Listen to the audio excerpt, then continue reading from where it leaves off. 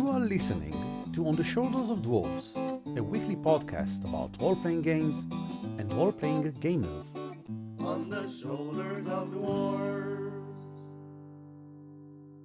Hello and welcome to On the Shoulders of Dwarves, a weekly podcast about role-playing games, the players who play them, and the gamers who game them. My name is Eran Aviram. My name is Uri Lifshitz. Hello. And hi, I'm Aviv Manoach. And today the three of us will be discussing extras and supporting characters, all of those NPCs that are, for some reason or other, around your party. Sometimes there's a few other living beings that accompany your player characters as they go about in their daily business of killing monsters and gathering loot. These could be mechanical in nature, like Pathfinder cohorts or D&D followers or animal companions and familiars and etc, etc, etc. Or these could just be good role-playing elements from the world around your character that took a shine to your party. The old guide leading you to your destination, an orphan boy trailing the group in admiration, or simply a kobold determined to repay their debt to the party. Whatever the case may be, these beings are an excellent opportunity to enrich your game. The whole point of this whole episode is to avoid one simple pitfall, which I have seen happen in countless games, and that is having a supporting character which fade to the background and is never heard of until they need to perform a task. This could be your driver, which you completely forget about until you need a ride home. This could be your familiar, which you. I once had a player who took a toad familiar and put it in his backpack, and he took that familiar simply for that +2 constitution or save. I can't remember which it was, and we have never heard anything about that toad until 5 years later when the campaign ends, and we made a joke about that. That was the whole point of that toad. And that's a damn shame because you can use these elements to enrich your games in amazing ways. This problem just happened to me in my Vanor game. I used a hireling that came with the party and was supposed to help them fight specific enemies, and the only time we used them is when they wanted the +3 to damage the hireling got. I knew it was a problem, but I didn't know what to do with this NPC beside its mechanical benefits. Great, you should definitely listen to this episode. Yes. I'm here to bring the problem. I think that the first question is, why would you need to do anything with this NPC? One of the main things about hirelings and support characters are that most of the time they are attached to the characters and therefore to the players. Why shouldn't we put the onus of playing them and caring for them and making sure that they are relevant on the players? An excellent idea. As we say many, many times during this podcast, we believe in sharing the responsibility, in giving the players more control over what they can do in the game. I think it enhances the gaming experience. I think it adds the sense of responsibility and accountability. And I think overall it creates a richer gaming experience. There is one issue though. I have seen a lot of GMs abuse supporting character by simply using them as easy targets or creating damsels in distress scenarios around them. Oh, my ranger has an animal companion. Excellent. I will kidnap said animal companion, and thus I have a plot. Da-da-dam! Now, there's nothing wrong with this. I just noticed two things that are wrong with this. No. Number one, number one is it generates the kind of mentality on the player side that I don't want a familiar because they're only good for being kidnapped by villains, so we'll need to go rescue them. And the second issue is that I think it's just lazy writing. It's lazy plot making. It's an external motivator that does not enhance or enrich the world around the characters? I think it can be an internal motivator, but in order for the player to care about the NPC, they must first have some sort of interesting conflict and drama with them. And that means stuff like having an emotional arc with the NPC, having some sort of interaction that later on can be used to become an internal motivator if they are indeed kidnapped. But so many other things can happen. They can choose to leave, they can choose to betray, they can choose to do many other things that are, I think, more dramatically interesting than just get someone to grab the plot token that is your animal companion in order for you to run after it. They can have a high-level cleric cast a divine spell which gives them the intelligence of a person and then decide that they're too good for their actual ranger who raised them and then leave him in tears. True story. Moving on. I usually fall to the other side of this argument. I don't like to use animal companions or anything that is an integral part of the player class or playbook or whatever, because I feel it's like taking away part of the character itself. So I usually don't do it, but it's like I won't want to take the wizard's whole spellcasting ability or whatever, but I guess it can be a valid plot point if you build up to it. Aviv, you raise an excellent point, and I would like to talk about it when we talk about mechanics later on. Which brings us to the point. All of these supporting characters are an opportunity. Use it. Seize that opportunity. And I'm talking to both game masters and players. You can make these elements meaningful in your game or make it into a boring burden. So the question arises, how do I make these supporting characters interesting and meaningful to the rest of the players at the table and to my ongoing game? Some very simple suggestions may include, number one, treat them as you would any other character. Start thinking about all your supporting characters as characters in their own right and not as attachment or addendum to other character. Stop treating them as pieces of equipment, extensions of another character, or as mechanical addition without the actual meaning of being a character. My second point is names. Now, I'm amazed every time I encounter a supporting character that just don't have a name. This is prominent with animal companion and familiars, and I can't just fathom why, because this is a great opportunity for making really funny names. Characters without names are inherently less interactable because you can't address them. And I think it's a very important point. My third point is, if we have mentioned how difficult it is to interact with character without names, is to add interactions. Perform in-play interaction with your supporting characters. There is a meaningful difference between saying, I use my wolf to track the scent of the escaping ogre, and saying, well, I asked Wolfenshtain if he managed to track the scent of Krislo the Ogre. You immediately create two characters who are meaningful to you and the story, rather than the simple generic descriptions. My next point is to create routines. Creating routines for yourself and the supporting character establish the relationship between the both of you. Saying, as we stop for the day, I fix a hamburger, extra rare for Foxy, with extra virgin olive oil, like he likes. Simply establishing a routine that cement the existence and relationship between your character and the supporting character adds a lot. And finally, I would suggest to add the supporting character point of view in various situations. Describe the cave you're entering as seen through the nose of Bingo, the blink dog.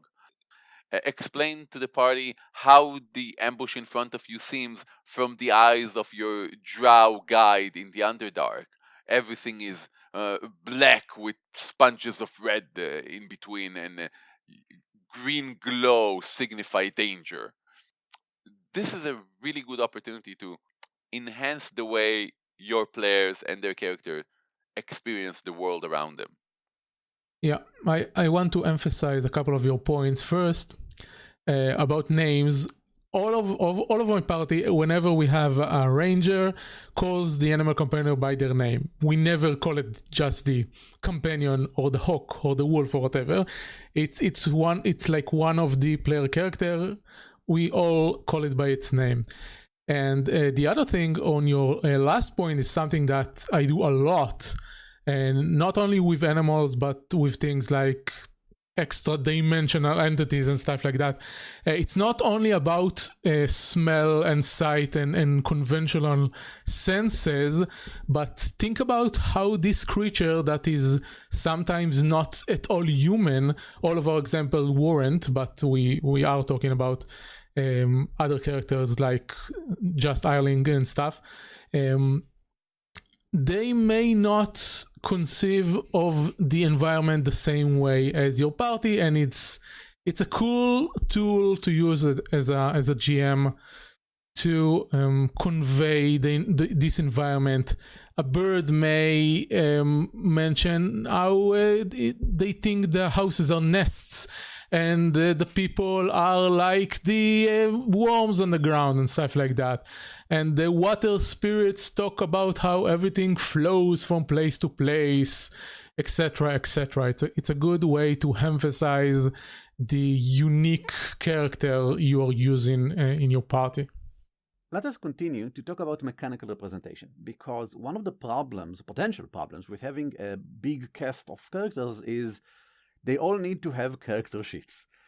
There's a lot of stats going around, and there are several ways to circumvent this. First of all, there are systems in which having minions or extras or stuff like that is a mechanical thing, which is usually very simple compared to regular characters. For example, Savage Worlds have a literal thing called extra. Everyone in the world is an extra. They die really easily. They only have one wound. They don't have a wild die, so they just roll a single die. They are represented basically by just a few stats, and that's all. The main characters, both villains and PCs, have some extra stuff. They have more wounds levels, they can take more edges, they have the wild die, etc. And that means that when you want to have a few extras around, it's not a burden on you or on your players. In my games where we play a crew of pirates, I want the players to feel like they are actually managing a crew. So whenever they come ashore, each of the players choose an extra from the crew. Of course, we have names for all of them, we have descriptions, we have some relationships with them. Everything that you've mentioned before, we've built throughout the sessions. And they also have tiny little character sheets. They fit on an index card because you don't need anything beyond that. So we just hand these index cards to the players. Each player says who is the extra that they want to take with them, and they play that extra. Sometimes I play that extra when I think that the extra would do something that the player doesn't think about. But most of the other time, the player says what the extra does, they roll for the extra, etc. And it isn't a burden because they're just not as complicated as their actual character. In Pathfinder 2nd edition, there's now a thing called a minion. Summoned creature are minions, your animal companion is a minion, your familiar is a minion, and those are beings that will only act if you use an action, and they only have 2 actions. And that basically means that they don't take a whole turn. It doesn't take a lot of time to make them do stuff during combat. So it's a lot easier compared to previous edition where when, for example, you summoned a creature, now you had a whole new combatant that you had to play and use. In City of Mist, other people or other creatures are represented as an extra theme. That is one more theme than the 4 that you already have. Actually, they can be one of the 4 that you already have. Or in other words, they are a part of your character, both narratively. they are relevant to whatever happens to your character story, and mechanically, they are literally a part of your character sheet. You use their power tags in your own roles, you just describe it in the story as if it is something that they are doing to help, or it is something that they are themselves doing. But because they are connected to you, it will always have an effect on you somehow, and it is always you, the player, who rolls for them, who makes their choices for them. There's a bit more about it in the City of Mist book, but we'll not get into that. That's the main thing, and I think it's a great way to represent things. Just make it a part of the character. Aviv, how does it work in Dungeon World? Well, in Dungeon World, you have, we talked a bit about the actual animal component of the Ranger class, and it's a move. The Ranger pick a couple of stats, and then he can add those stats to various activities they do.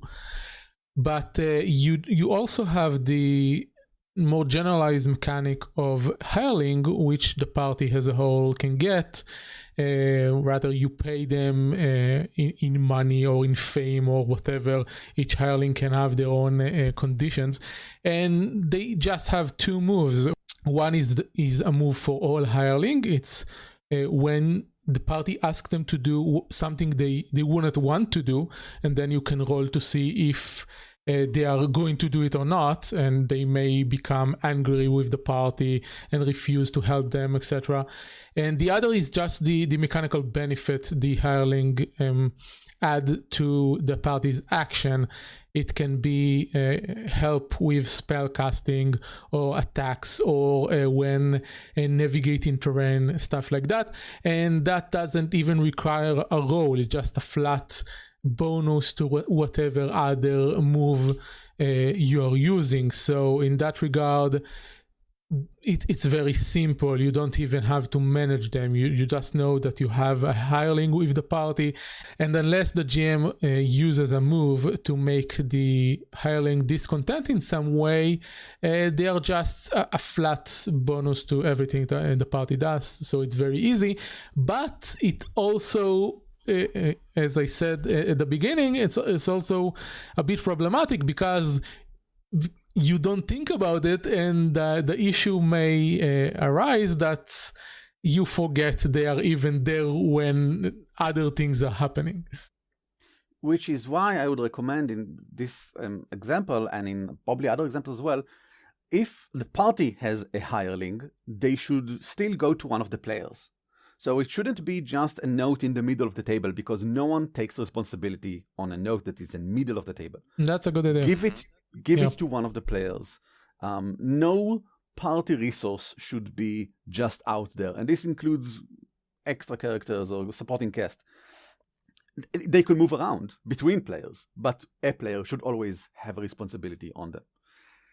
Now, there's something that you've mentioned before that I wanted to come back to, and that's the mechanical aspect of fairness. Because once you have an animal companion as a ranger in D&D 5, for example, or once you have an extra theme in City of Mist, you now made a choice or were given something that gives you an advantage in the game, just like all of your other stats.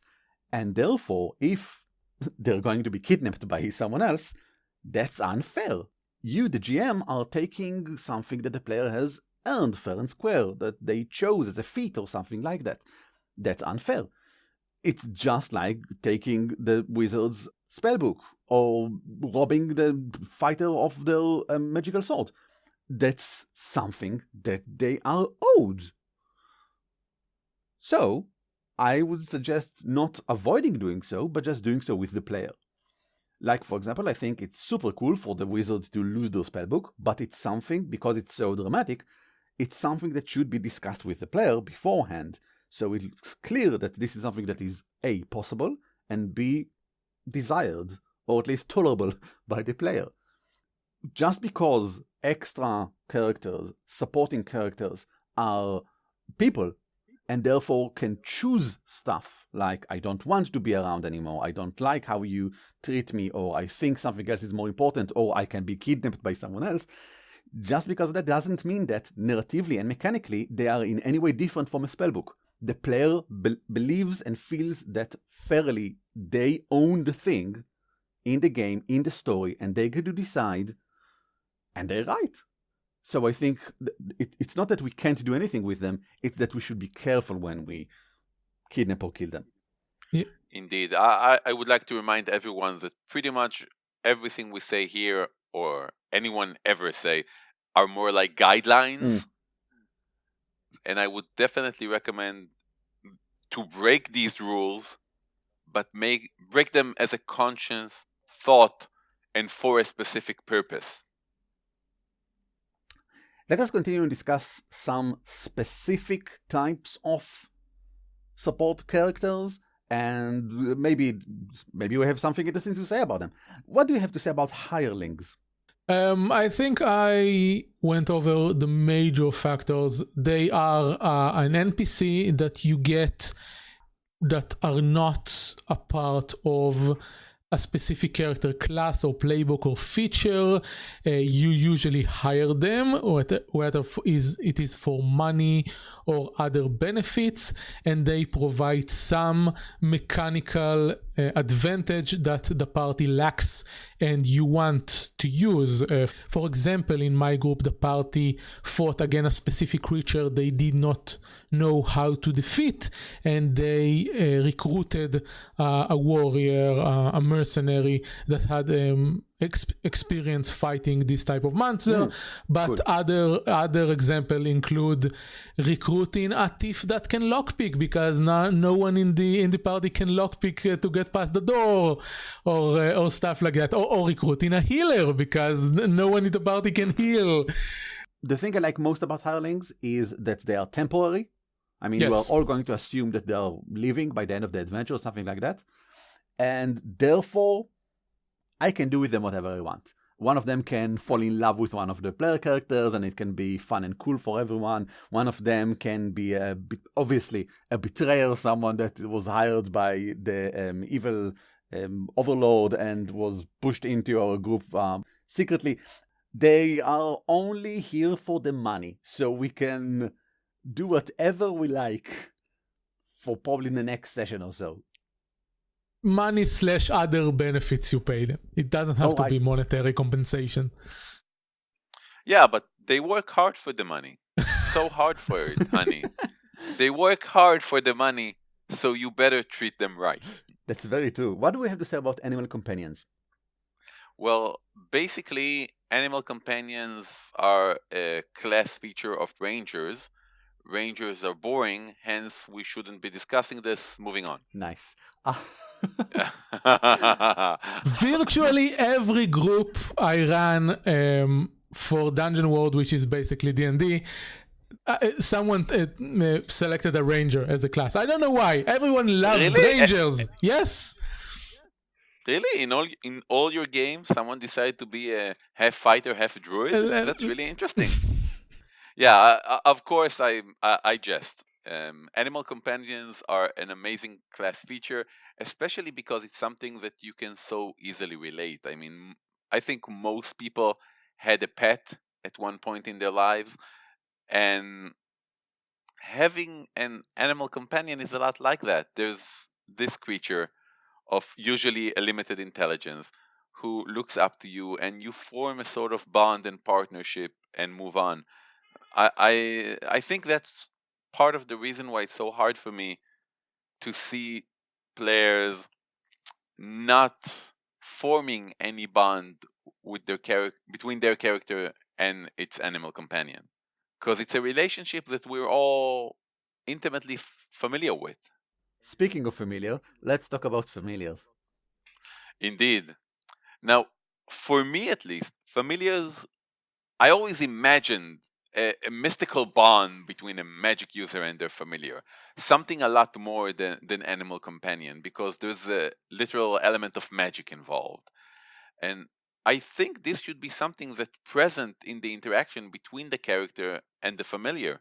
I think that everyone who have a familiar should be able to instantly answer what's the rapport, what's the relationship, the form of interaction between your character and its familiar. Do they think alike? Do they constantly bicker? Do they finish each other's sandwiches? The whole point is there should be a distinctive relationship between one and one's familiar. For example, in my current game, we have a wizard who has a fairy dragon familiar, and the fairy dragon is better than the character at pretty much everything. And we developed this whole notion that in the eyes of the fairy dragon, he is the actual character, and the wizard is actually its familiar. and this form of interaction lead to a lot of jokes and to a lot of interesting dynamics inside the party, which is something that I think no one should miss. Finally, we have cohorts. Cohorts are a strange sort of thing because, as far as I know, they exist almost only in D&D and Pathfinder because of a feat called leadership, which allows you to have a cohort. That's a person who is a full-rounded non-player character with motivation, personality, and everything, but he is subject to your desires. He follows you around. He is under your control, technically, in the game, during combat, etc., and in the narrative. For some reason, they follow your character around.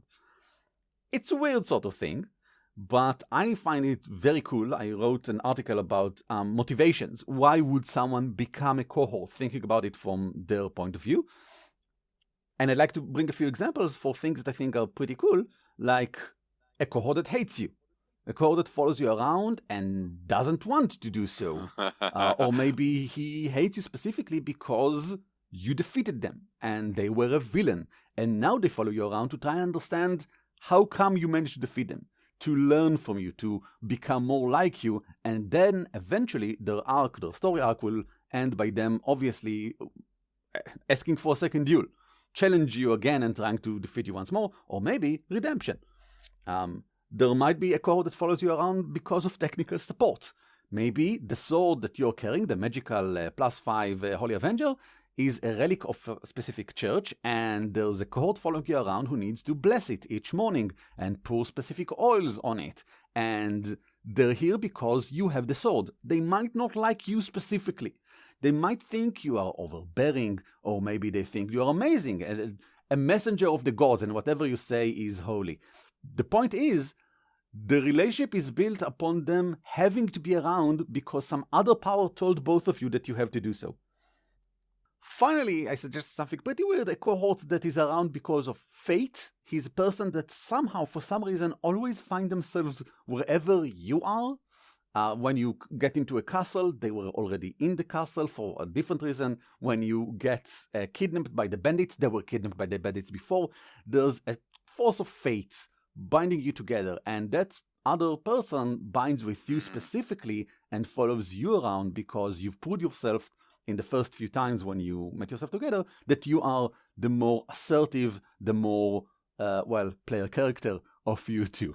You're the person who has the power to pull the story forward, and they realize it and they're with you. Basically, you're saying either you or the other character is a weirdness magnet to attract you or the other character being the weirdness. Exactly. So I'll give a link in the show notes to this product, which I will release for free. I'll give a link to a free download of Cohort Motivations. The example you said reminded me that if we move away from the fantasy aspect of everything we talked about into other genres, we have sidekicks in superhero games, and they are the primary example, I think, of cohorts, unless you want them to play them in the group. Excellent, and I think that this brings us directly to the summary. Let's summarize. It's been a pretty long episode. What more do we have to say? Any other examples that we have to good, cool relationship between main cast and supporting cast? A great example I thought about is the animated series Avatar: The Last Airbender. If you want to see how to use animal companions / familiars, we don't really sure what they are, just watch this.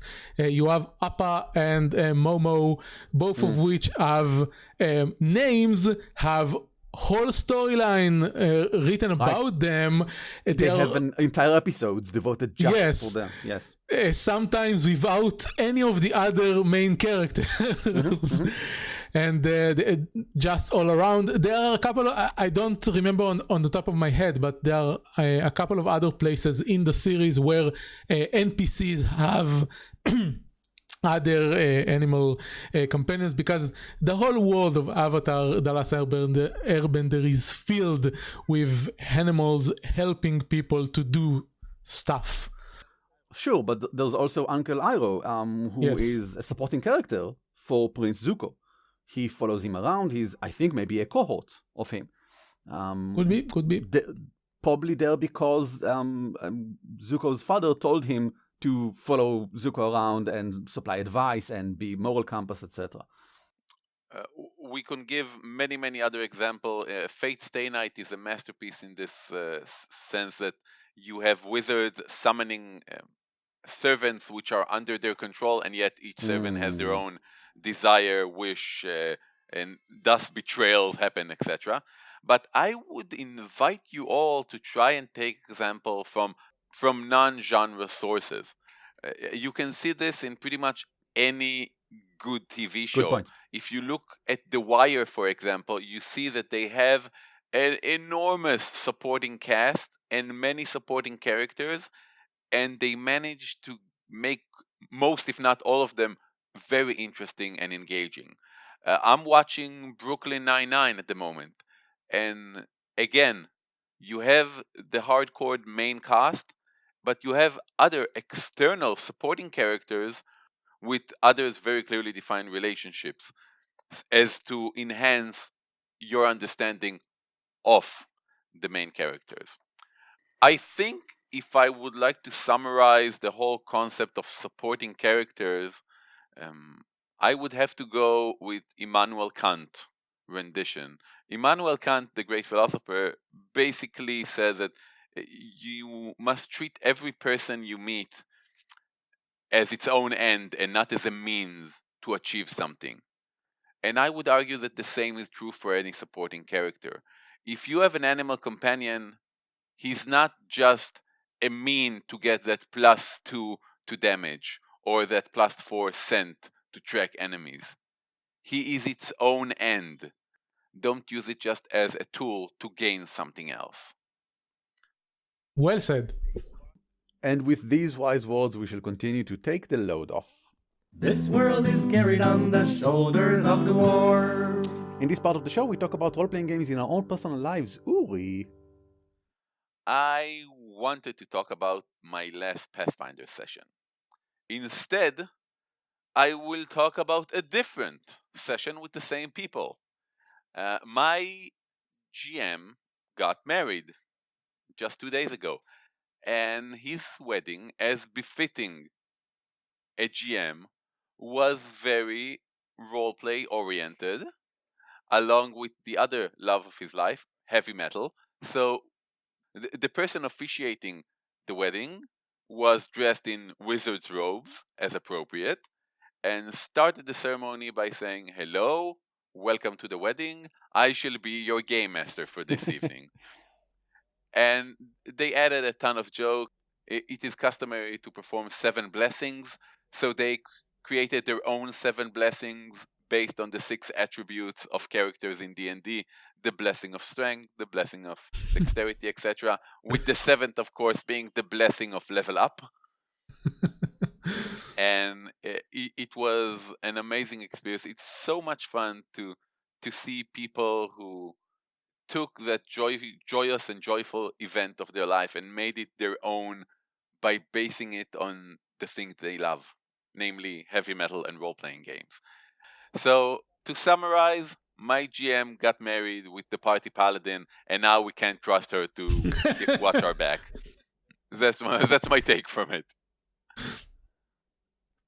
Aviv, what about you? I have nothing new since the last episode. Playing Dungeon World, playing Masks. the party's outsider imitated one of the other characters, and that raised a red flag in the security forces, and now we have an inner party conflict, and it's fun. But all my gaming session will be delayed this week because I'm going on a family vacation for the holidays. So that's me. Finally, I am going to run some Pathfinder 2nd edition, but not to my regular party. I mean, I will also be running to my regular party, but that's not the main thing.